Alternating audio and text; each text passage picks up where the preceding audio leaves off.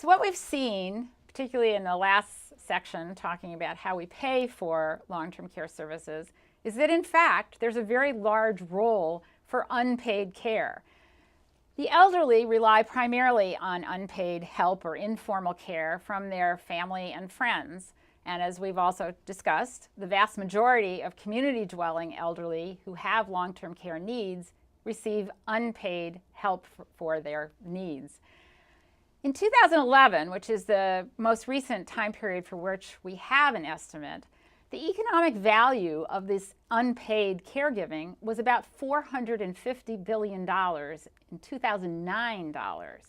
And put that up against our estimate of total paid care of being $360 billion in 2011, you can see that the amount of care provided by friends and relatives is larger than what we actually pay for. So this is a very important role of friends and family in taking care of people who have needs for long-term care services. In general, these caregivers who provide unpaid care provide an average of 21 hours of care per week, or about a little more than 1,000 hours per year. And if we normally think of a paid work week of being 2,080 hours, we're talking about half that amount is being provided by these unpaid caregivers. And this caregiver burden can be high. We talked a little bit about this before in the previous section, but this is especially true for women and individuals with low incomes who, as I said before, may be feeling pressed that they have essentially they're between a rock and a hard place. If they work more hours, they can afford to provide more things for the family member or friend who needs help with long-term care services.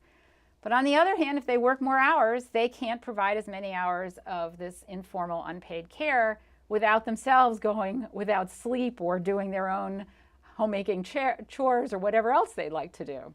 So one reason for the large role of unpaid care in the inadequate coverage that we have for long-term care services is that we do not in the United States have a universal social insurance program for long-term care. As I said, Medicare covers post-acute rehabilitative care, but it does not cover longer-term supportive services.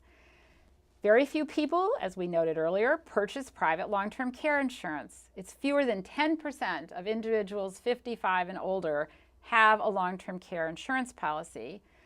And not only do they not think to buy a long-term care insurance policy until they're about to retire, which is somewhere between the ages of, say, 62 to 70, but it costs more if you don't buy long-term care insurance at a younger age. And most insurance policies will not let you buy a long-term care insurance policy after age 75. And lastly, health insurance. So the acute care health insurance that most of us have through an employer or under the Affordable Care Act, we may buy ourselves. Health insurance generally does not cover long-term care service needs. It will pay for rehabilitative care in the form of physical therapy or occupational therapy for a short period of time, but in no way does it cover all of the types of services that we talked about at the beginning in that first section. The implications of this is that there is an enormous, substantial role of care from family and friends, and as we pointed out, it is greater in value to all of what we pay for in terms of formal long-term care service provision. There is a prominent role as well for out-of-pocket payments because families and maybe their friends have to pay for some of the cost sharing required or for services that is not covered by a health insurance policy and certainly not covered by Medicare. And that leaves us with Medicaid. It is the primary public payer for long-term care services, as we saw earlier. Medicaid, just to remind you, covers between 40 and 43% of all long-term care spending.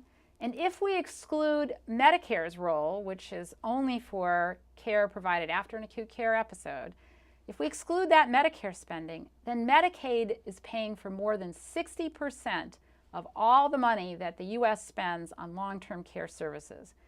This has a very large implication for states because long-term care accounts for about a third, a little more than a third, of states' Medicaid budgets. And it is the fastest growing component of the Medicaid budget. It is important also to remember that the road to eligibility for Medicaid for elderly to pay for long-term care needs can actually be a relatively short road, because most elderly have very little income or savings outside of their Social Security payments and the equity that they may have in a home if they own that home. And if they then need long-term care services, it doesn't take long for them to spend down whatever savings and extra income they may have, and then they need help paying for long-term care services. A majority of states allow individuals to offset their income with healthcare expenses in order to qualify for Medicaid eligibility. So if a person needs long-term care services because a physician has said this person needs long-term care services, those expenses can be deducted from, say, their Social Security income or Social Security plus pension income. And if it's the net amount, that is after you've paid for the long-term care services, leaves you with an income that is below a threshold of eligibility, they then can qualify for Medicaid to pay for their long-term care service needs. It's important to note here that the house that a person may own is excluded from thinking about the assets that a person has. That is also true for a car and for some life insurance annuities. These are not counted as assets that the Medicaid program needs to account for when thinking about whether somebody is eligible or not. And the reason is a very simple one, that there often is a spouse, and we do not want to essentially cut off our noses to spite our face and force a couple where one of them needs long-term care services to give up their home when we really do want the person not only to live in their home, because that's cheaper than living in a nursing home, but otherwise we'd also have to pay for the housing of the spouse who is not going to move into the nursing home.